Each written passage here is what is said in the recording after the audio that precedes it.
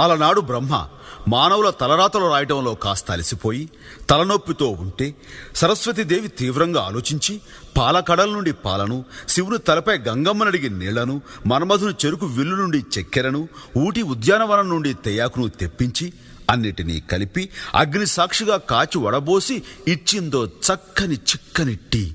అది తాగిన బ్రహ్మ ఆనాటి నుండి ఈనాటి దాకా రెస్టు లేకుండా సృష్టి కొనసాగిస్తూనే ఉన్నాడు. అంత మహత్తున ఈ టీకి మరో పేరే ఛాయ్ మేరా భాయ్.